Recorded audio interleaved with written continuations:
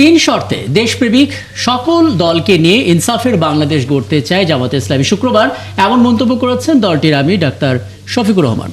শর্তগুলো হচ্ছে দুর্নীতি করা যাবে না এবং সংস্কার ও ন্যায় বিচারের পক্ষে থাকতে হবে। ছাত্র শিবিরের সদস্য সম্মেলনে তিনি আরও বলেছেন, ক্ষমতায় গেলে যুবকদের জন্য বেকার ভাতা নয়, কর্মের ব্যবস্থা করবেন তারা।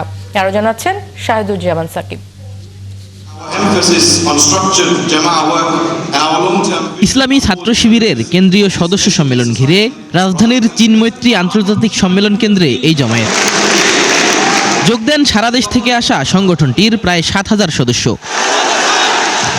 সদস্য সম্মেলনে দেশের বিভিন্ন রাজনৈতিক দলের নেতাদের পাশাপাশি আমন্ত্রিত ছিলেন বিভিন্ন দেশের ইসলামী দলের নেতারা। সম্মেলনে জামায়াতের সেক্রেটারি অভিযোগ করেন, অপপ্রচারের মাধ্যমে ছাত্র শিবিরের অগ্রযাত্রা রুখে দেবার ষড়যন্ত্র হচ্ছে। একটা কালো যুগ আমাদের পেছনে, একটি নতুন সম্ভাবনা আমাদের সামনে। আমাদের এই অগ্রযাত্রাকে রুখে দেওয়ার জন্য ইসলামী ছাত্র শিবির তথা আধিপত্যবাদ বিরোধী ইসলামী জনতার এই সংগ্রামকে ঠেকাবার জন্য সন্ত্রাস দিয়ে যখন তারা পারেনি, তখন তারা মিথ্যাচার, অপপ্রচার, নানান প্রযুক্তি দিয়ে জাতিকে বিভ্রান্ত করে আমাদেরকে আবার সেই পেছনে ঠেলে দিতে চায়। তিন শর্তে দেশপ্রেমিক সবাইকে নিয়ে ইনসাফের রাজনীতির কথা বলেন জামায়াতের আমির। যারাই আমাদের সাথে আসবেন তাদের প্রতি আমাদের বার্তা স্পষ্ট। নাম্বার 1, আপনি দুর্নীতি করতে পারবেন না, আর কোনো দুর্নীতিবাজকে আপনি প্রশ্রয় দেবেন না।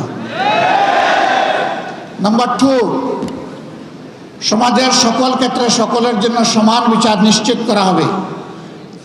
কোনো রাজনীতিবিদ বিচারের দিকে তাকাতে পারবেন না, হস্তক্ষেপ করতে পারবেন না। নাম্বার 3, সকল জঞ্জালের কবর রচনা করার জন্য জনগণ যে সংস্কারের দিকে তাকিয়ে আছে, সেই সংস্কারের সমস্ত সুপারিশমালাকে বাস্তবায়ন করার প্রতিশ্রুতি দিতে হবে। তিনি বলেন, দেশের রাজনীতিতে কালো অধ্যায়ের বিদায় হলেও কালো ছায়া রয়ে গেছে। দুঃখের বিষয় 54 বছর ছাত্রদের হাত থেকে কলম কেড়ে নেওয়া হয়েছিল।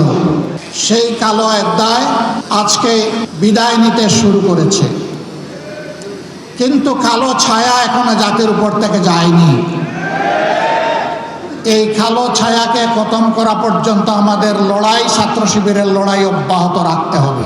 তরুণ প্রজন্মের সমর্থন ছাড়া আগামী দিনে কেউ সরকার গঠন করতে পারবে না বলে মন্তব্য করেন ছাত্র শিবিরের সদ্যবিদায়ী সভাপতি জাহিদুল ইসলাম। ডিপ স্টেট এবং কোন কায়েমবাদী স্বার্থের মধ্য দিয়ে বাংলাদেশে গিয়ে ক্ষমতায় যাবে, এটাই প্রজন্ম সহ্য করবে না। শাহিদুজ্জামান সাকিব, ৭১, ঢাকা।